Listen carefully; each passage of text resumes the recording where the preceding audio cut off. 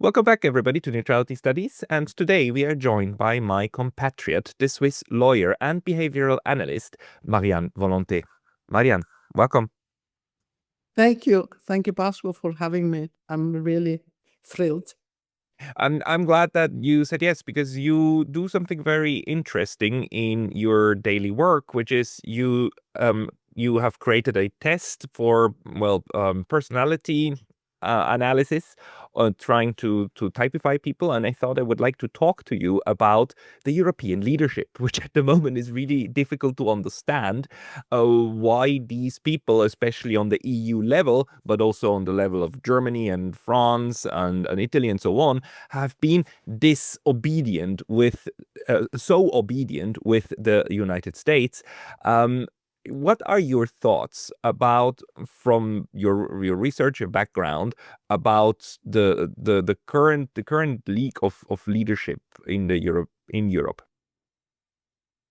I think it has always been a lack of leadership in the world. The question is, why is it so dramatic in this moment? And I think it's because some actors in this world do not behave like we are used, especially politicians, to behave. But the main issue is, why is there a lack of leadership? Because we do not lead ourselves. We are not our own leaders. And that's why I was going into the behavior analytical world already, even started, the interest started when I was very young. Why do we behave in a certain way? And why is this behavior depending on with whom I am? So my goal was to find tools to understand these behavior patterns, especially the ones we recurrently fall into it without willing, our will. So how does that work? I mean, this was, I think, is very important, right? The way we behave and the way certain leaders behave depends upon who they're with. So it's not that behavior is only dependent on the person themselves of how they are, but the environment. Can you maybe explain that a little bit? Of course, it starts with myself. If I don't know myself, I'm automatically depending on the dynamic with other people, because not knowing myself, I cannot consciously manage my behavior and what I really want or don't want, the decisions to make. And for example, the idea that we are, no, I have to come back to the basis. We are, and this is the philosophical part, we are all a community, international community, based on very few archetypes of personalities, with combinations, of course. And this is the inborn part we have. And this third part we have to know, and only then we can understand what is the nurture part, what is the cultural, the environmental influence I had to behave in a certain way. And that's why it's so important to know myself, and only then I can know the others. And the dynamic has to be managed, but it can only be managed if I know. So the ignorance is the problem of not managing the dynamic between persons. Does that, in your view, have an impact on politics? I mean, on the one hand, I see clearly how that research is very important for, organizations, right? Because organizations live of the individuals that are inside, right, and how they work together. And I've talked to other people like Friedrich Glasel, who developed famously his model of conflict management within organizations, and that model can and must actually also be applied to international politics. But when we take your model of human behavior and we connect it with the political question of how we in like 9 million Switzerland or the European Union, what are they by now, 350, 400 million people, when we apply it to the political level, what's the impact of these different character traits of people and personalities? I think Switzerland is a good example, and it's not by chance that Switzerland is neutral, because the prerequisites were given. One of it is that we are small, so we have not by nature hegemonical fantasies to conquer the world. That's the one thing. But what is much more important, that we were forced to deal with 3 cultures. And I think this is exactly the gift we had, or the chance we had to, we were forced to understand each other. We were forced to listen to each other. We were forced to try to enter into the mentality and to also to respect the diversity. And here is the main thing. Why don't people respect diversity? They talk about inclusion, but they are absolutely not prepared to do it, because we are prejudiced, we have our social beliefs and so on. But So I understand, sorry, I understand why you study neutrality, because this is phenomenal thing with that actually to do with behavior. Why am I prepared to accept diversity between states, not only between individuals? And that's the basis of neutrality. do you think that this, the mindset of people and how they approach the world does impact the way their countries then actually function? And we know that the Europeans and the Americans, and let's face it, the Americans are just emigrated Europeans plus the people they brought as slaves into the new world, right? So is that Western culture, the way these countries move around and expect, for instance, that everybody else behaves like them, right? That's like a core belief. It's like our values and our way of dealing with the international world is the way everybody should deal with the international and the local world. Is that, in your view, personality driven, or like driven by the characteristics of the people running the countries? Absolutely. And that the basis is the lack of knowledge that everybody is different and everybody has qualities. So the idea that we have to learn others how to live is a lack of ignorance, that how precious they are and how much we could learn from them. And this starts in the families, that we think we have to tell our children what to say, how to eat, what to eat, and with whom to stay with, and so on. How do we think we know what is good for the others? There is the basis of it's ignorance. Hey, very brief intermission because I was recently banned from YouTube, and although I'm back, this can happen anytime again. So please consider subscribing not only here, but to my mailing list on Substack. That's pascalotta.substack.com. The link's going to be in the description below, and now back to the video.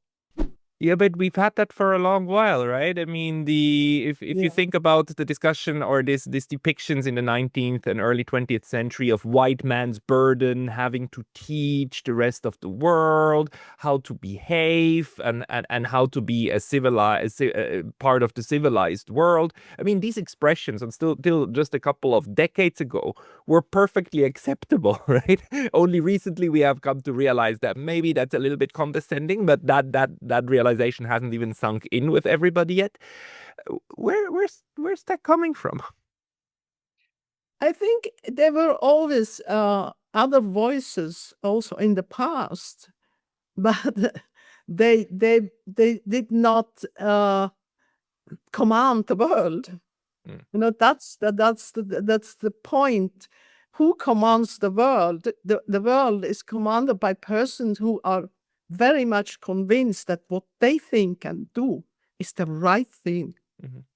And what I learned in my 15 years now of coaching practice is that they genuinely are convinced of this.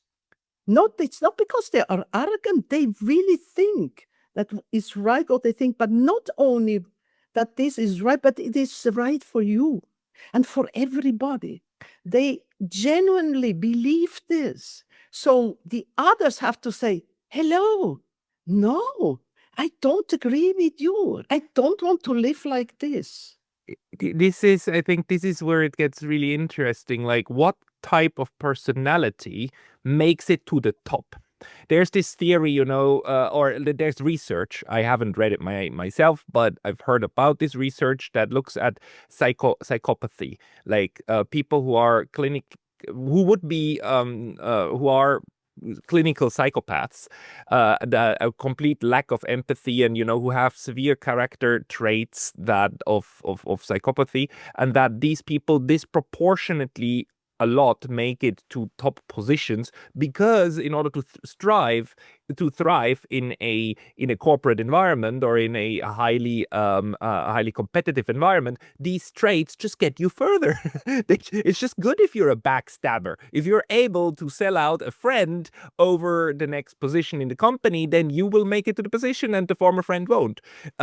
So is this something that can you flesh that out with your research? How these character types or personality types then influence who gets to the top of the pyramids? Yeah.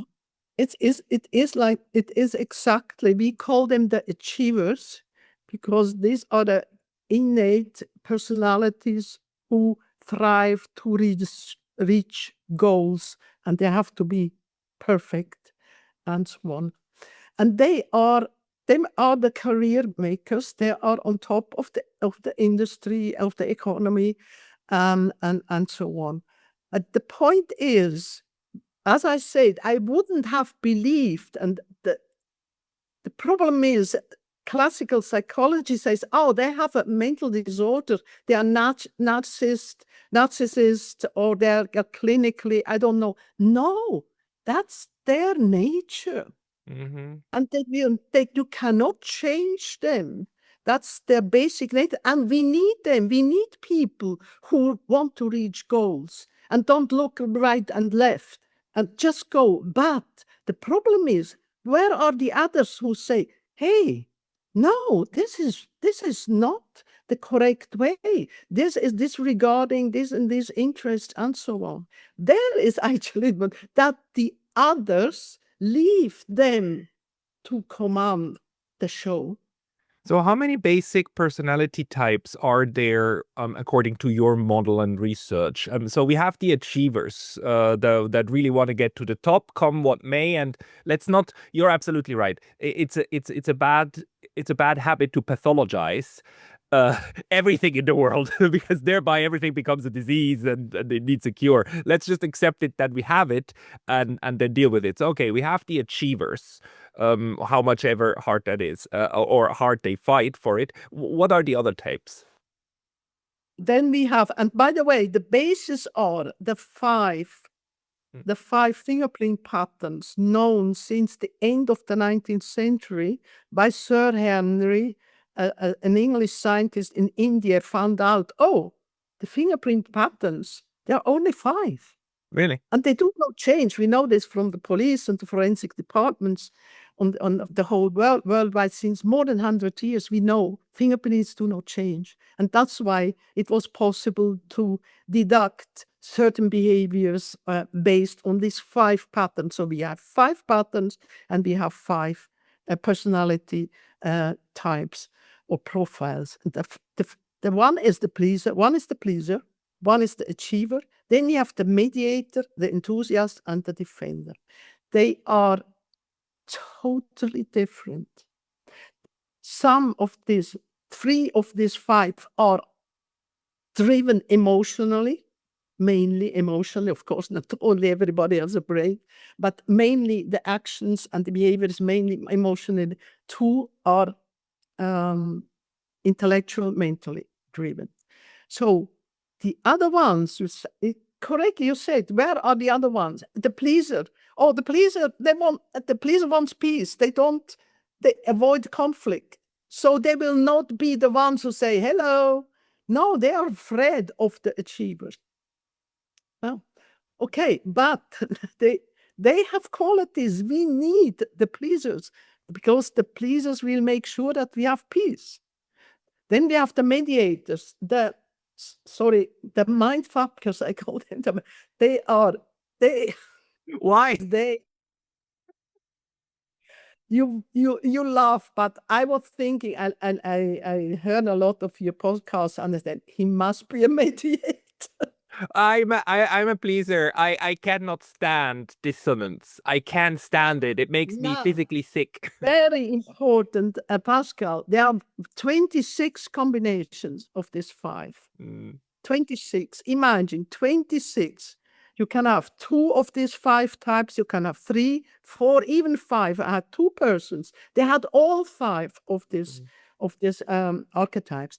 Anyway, coming back to your question, they are the enthusiasts, also very mental, but in a different way. The enthusiasts have the bird's view. They see the big pictures. They are the visionaries. They are out of the box thinkers. And then we have the defenders. The defenders are, hello, you have to be correct, loyal, honest, the best employees, the best partner. They will never leave you, even if you treat them badly.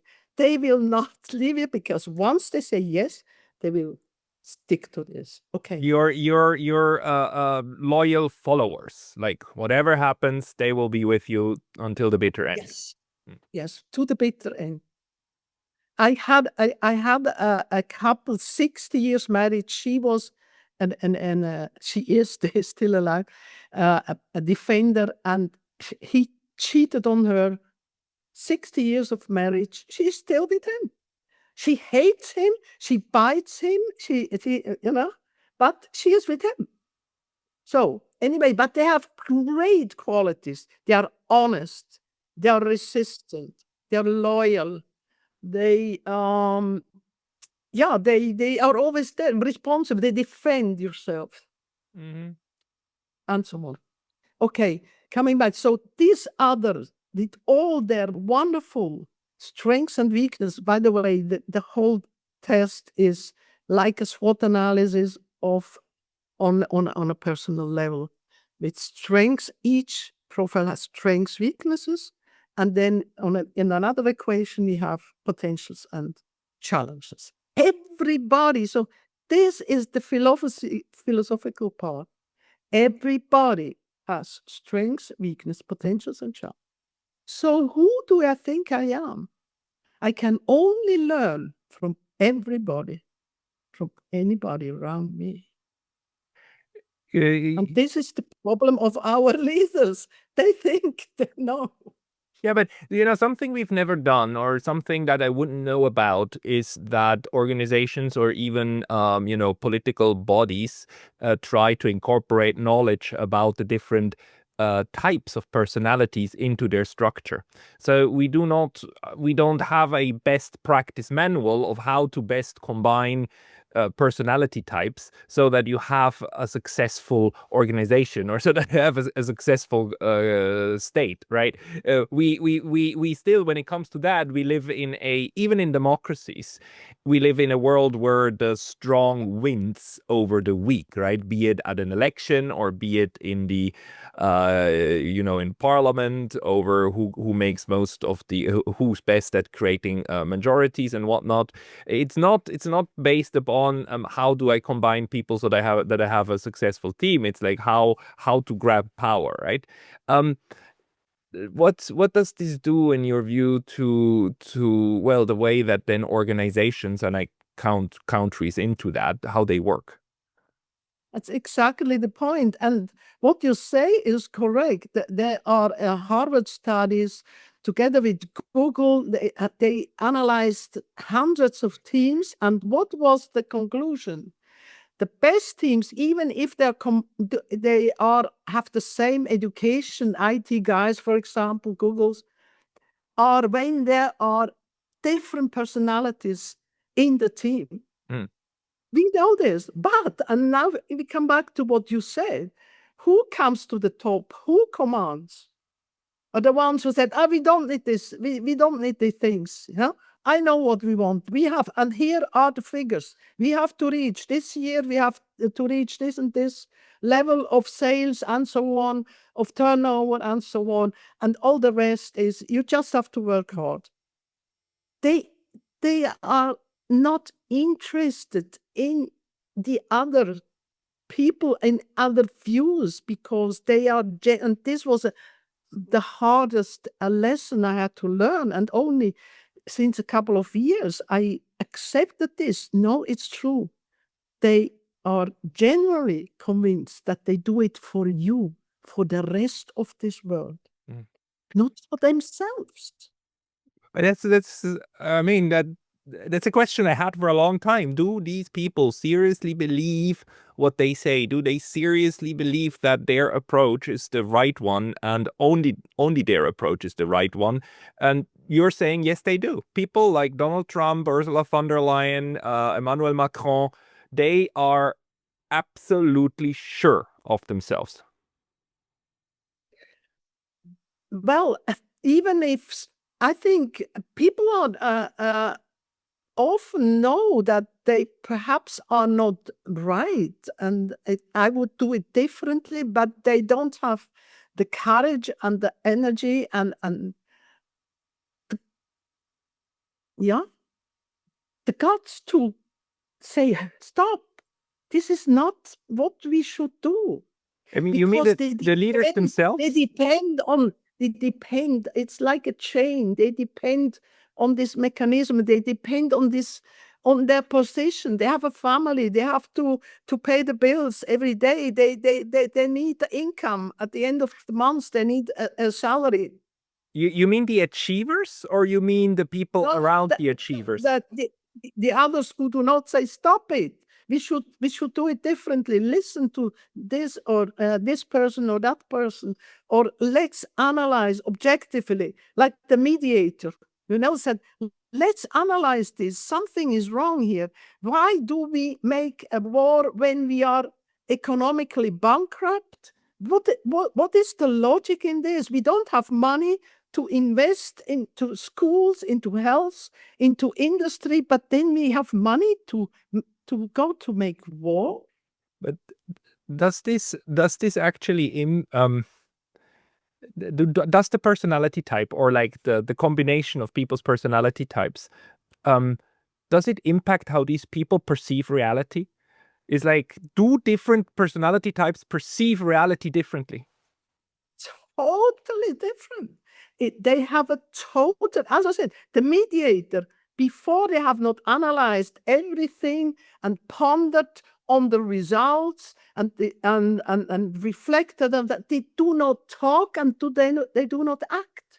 Instead, the achievers, wow, there I want to go, and I go.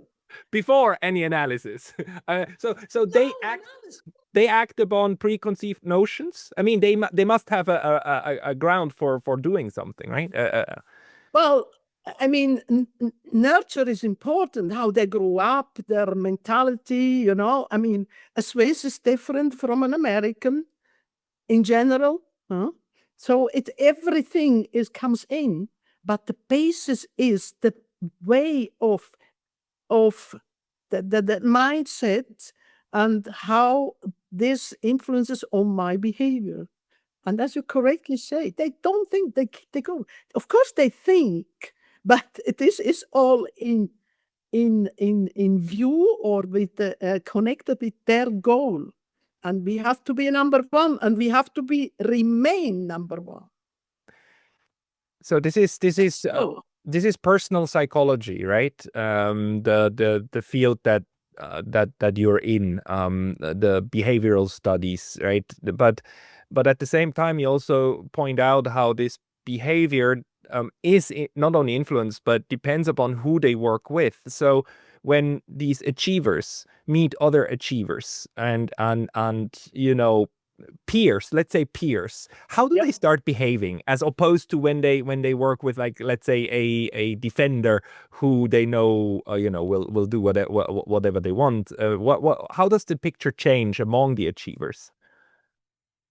well, that's the critical point. The achievers then are just transactional, commercial. They say, okay, if I'm number one, you say you want to be number one, or okay, well, what deal should we make? What do you give me, and so on. So this is all on a level, on a material, you could say, on a material commercial level, to make business, to remain in the position. And as Alex Kreiner, I also think is a bright guy, as he said, economy commands the world. So it is about money, which is at the end influential on everybody, because I need a job, I need to pay the bills, and so on. But it's important what you say. It's in the individual level, but it has collective reflection.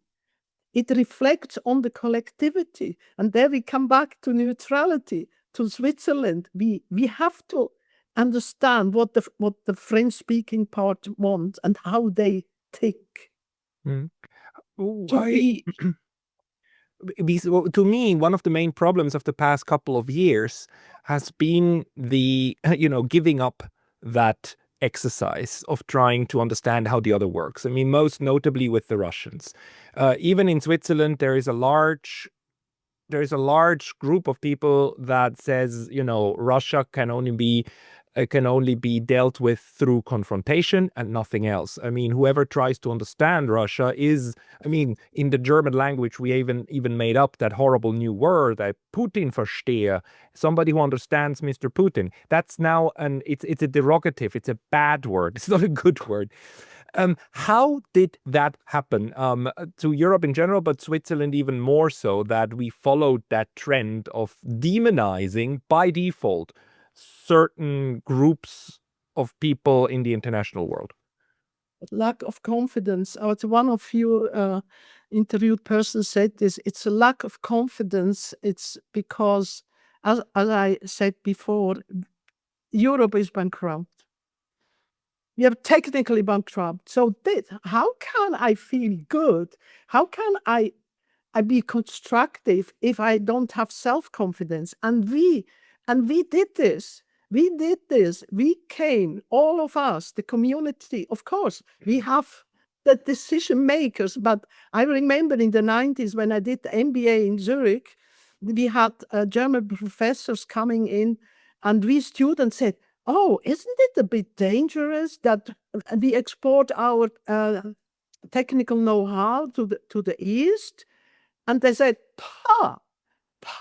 achiever, they are not capable other than copy things. Oh, oh, the achievers, they are also like on the high horse. I mean, nobody can rival us. Yeah, they are genuinely convinced that they are right and that they are the best and that the world needs them. They really believe this. And only we pleasers and enthusiasts and mediators and defenders can stop them and say, hello, There are other values in this world. Let's invest in real things, not in war. So if you try, or when you try to fix dysfunctional teams, I suppose in your career you must have seen several dysfunctional teams. And if we now think of the West as a dysfunctional team, what do you do when you have to use these models that you build and try to help teams fix themselves? You have to change the head. Mm.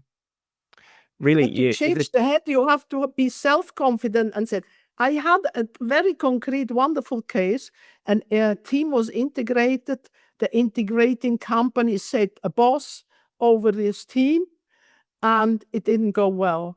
And I did the tests of each individuals and then the group, self and others, and so on. And it came out they do not accept the chef or the boss, team leader.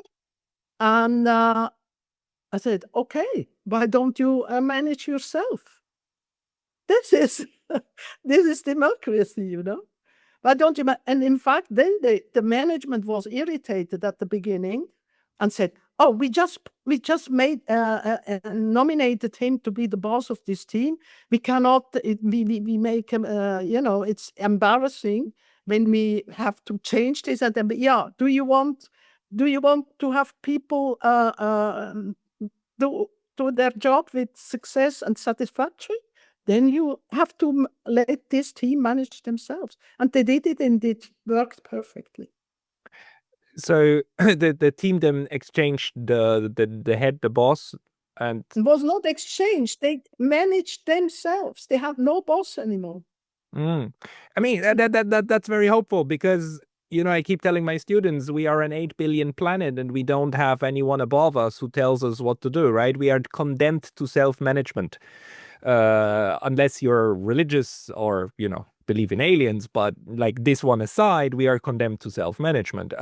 So how, in your view, should a collective like Switzerland fix its maybe it's, let's say, blind spots and it's dark spots. I mean, not everything works, not everything is bad in Switzerland, but we have, especially when it comes to war and peace, we have a lot of work to do, just as the rest of Europe. How do how do we use a self-management approach to correct these very negative approaches toward the rest of the world?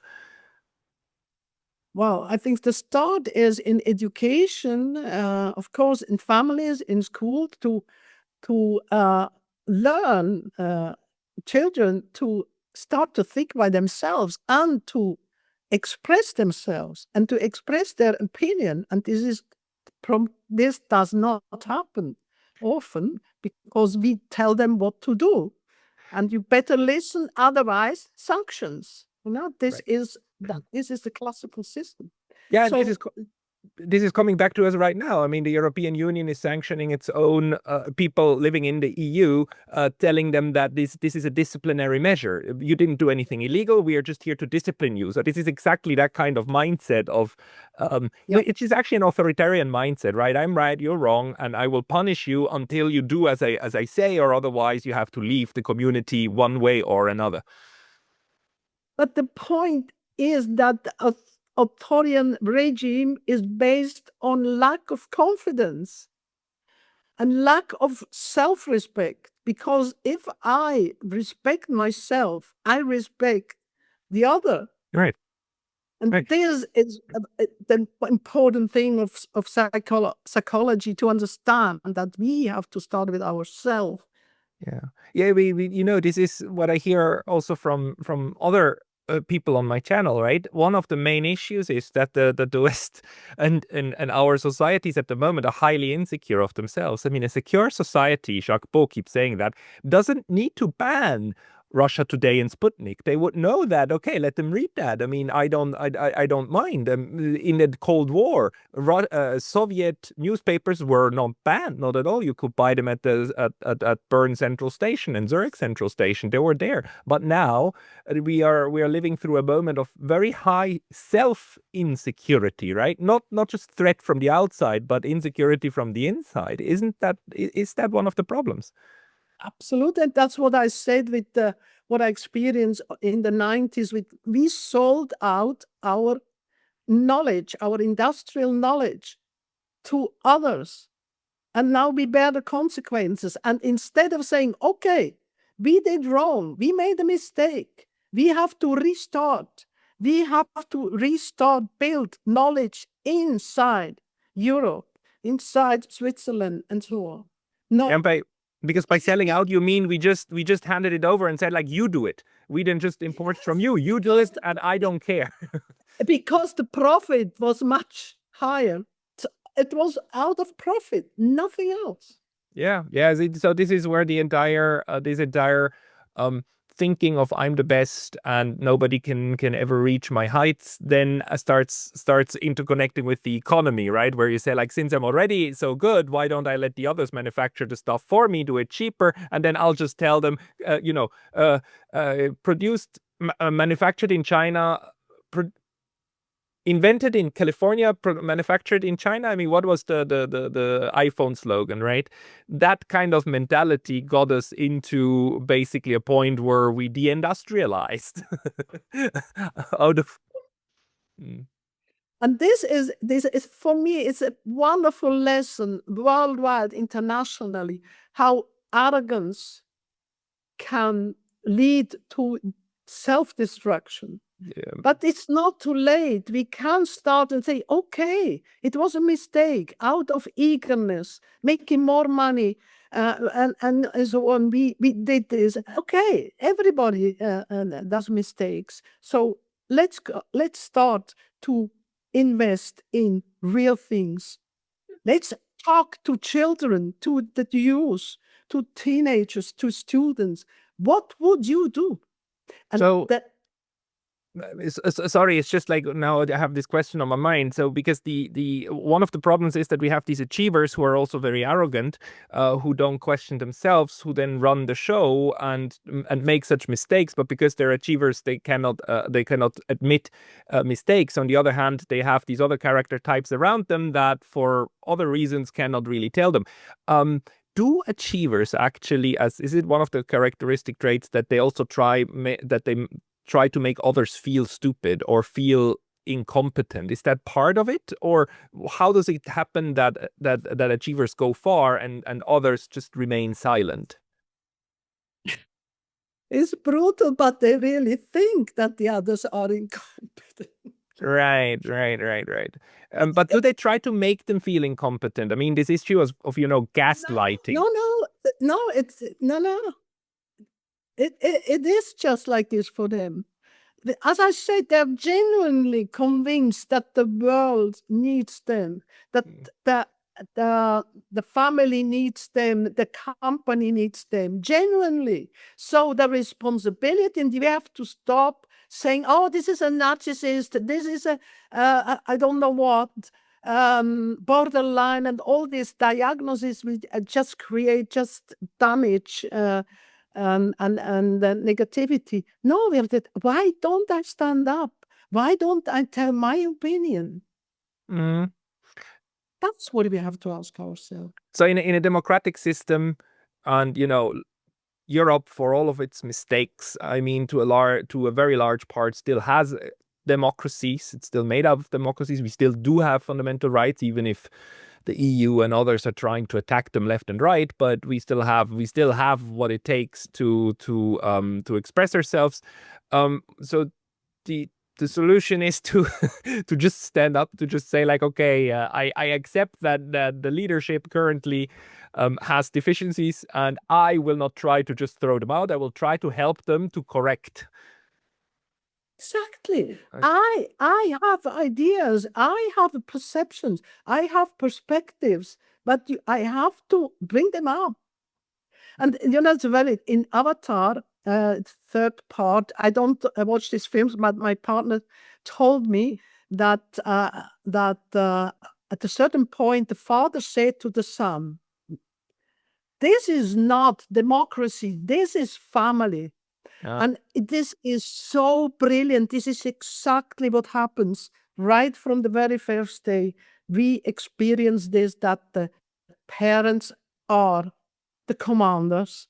And unfortunately, this is not the basis of democracy. Yeah. Yeah. So it starts in the families.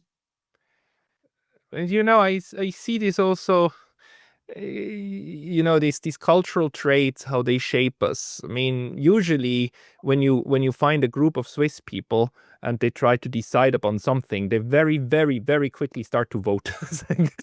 Here are the options. Which one shall we do? And then the majority takes it away. And in other places, you see, I mean, there's other decision-making mechanisms, but is the idea of voting on decisions, of just majority decision, is that one that helps per se, or is it just the way the Swiss often deal with issues of what to do? Yeah, I think rules can help. For example, the voting that I have one vote, this gives me a certain self-esteem. Of course, it is often illusionary because in practice, the achiever said, "Oh, and they're very good in manipulating others. They're very eloquent. They're very good they're charismatic, naturally charismatic." Achievers are naturally charismatic, yeah. Yeah. And so coming back to why is Switzerland still a democratic? Because we have 7, for example, this is a good example as a rule. We have 7 governors. We don't have one man show or one woman show. No, we have 7. So this institutionally forces that government, the national government, to talk, to listen to others. Yeah, we have no prime minister. The power of the prime minister in other countries is split in Switzerland into 7 ministers, and they're all equal, and they actually have to, 4 out of 7 have to agree on something in order for the government to take a decision. So in terms of fixing the problem of the one man or one woman show would be a model, huh? Split the prime minister in 7 or 10. Why not? And in the families too, we should have a vote also for the children. That's my idea, Yeah. Okay, I need to tell you an anecdote from my teaching. Because it goes hand in hand with the idea of education and being grown up and responsible, right? I taught undergraduate classes on European politics, and in each one of them, I dedicated a full lecture, 90 minutes, to direct democracy and how direct democracy works in Switzerland. And I explained the different tools, referendums and so on, and that we go and vote 4 times a year on 3 or 4 matters and get to decide everything. And people, my students usually all say, "Oh, how nice. That's very nice. I mean, it's nice that everybody gets to vote on laws and on constitutional changes 4 times a year. It's just a lot of power to the individual, right?" And then I asked them to vote if they would like that system as it is implemented in their home countries where they can vote. In 5 years, not once, I had a class where the majority said yes. It was 4 times it was rejected, and 1 time it was a 50-50 split.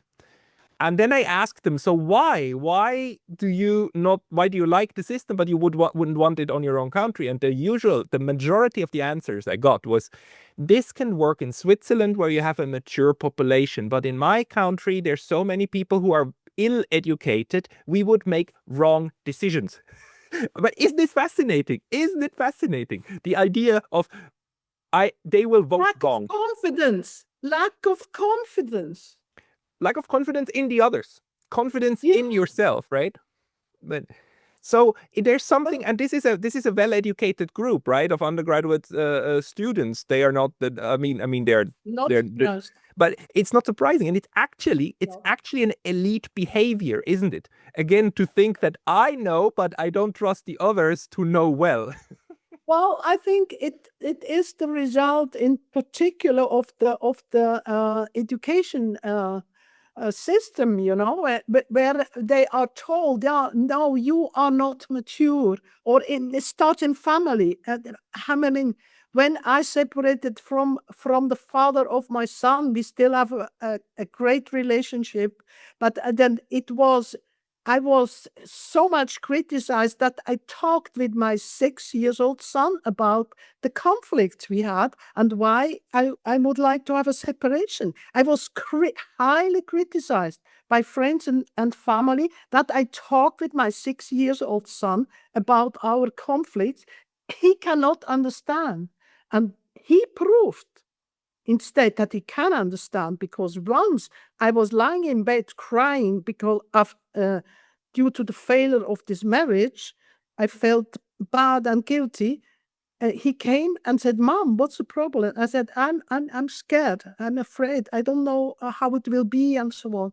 He left the room, came back with an arrow made with paper, put it in my hands and said, "Mom, you know where to go." 6 years.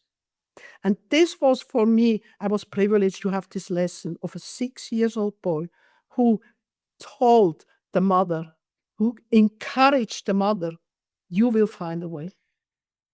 It's this, um, believing that only we ourselves know what is best. I mean, in a way, we are condemned to do that, right? Because we have to we can question everything, but we have to believe that we at least have certain grasp on reality, right? We are condemned to our own convictions, right? Once you have a conviction, you cannot constantly self-doubt yourself. Otherwise, you completely you completely implode.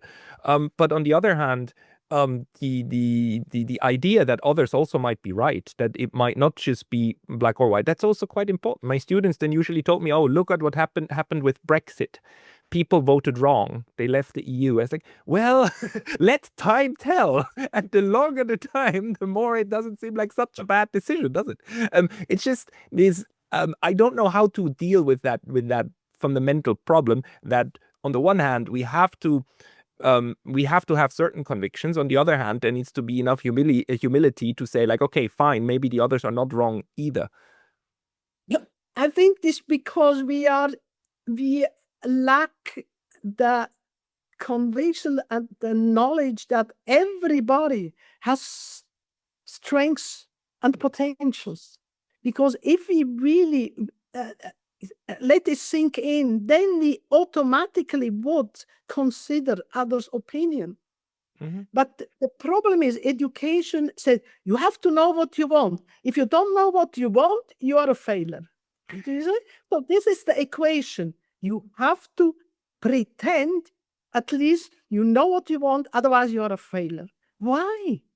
We are all so different. We are all so, we have so much values. We are all so rich. I give you another example. I was at university. I was assistant of a professor in law at the time, and I did classes with economic students, law for economic students. They made much more interesting questions than the law students because they were ignorant. So they had more creativity in thinking about law than the law students who are brought to on a track, and this is what law is, and you have to, and that's right, and that's wrong, and so on. This was for me also a lesson of, oh, that's an interesting question. I never thought about it. Economics student. Yeah, and you know how children often ask the very best questions because it's real questions, stuff that we laugh about, but they're real questions. And once we think about it, we actually go like, huh, yeah, this is actually a good question.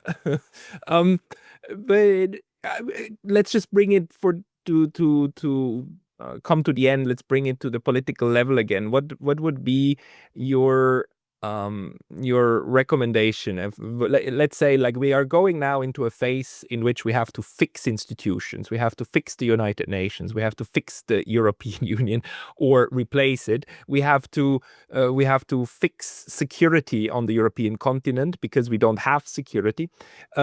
What are let's say one concrete policy that you would say should be implemented in order to account for this need to balance these different personalities? Self-reflection. We have to mandate self-reflection in one way or another in the institutions we create. And of course, analyzing reality with the help of mediators. Yeah, I mean, it's maybe it's not a bad example, right? In an open society where we have this fundamental free speech and so on, you will find platforms like YouTube, 2.5 billion viewers, and you will find certain individuals who will naturally try to do this kind of mediating and explaining and whatnot. So, as in a free environment, you naturally have counterbalance to these negative tendencies of everybody to the top.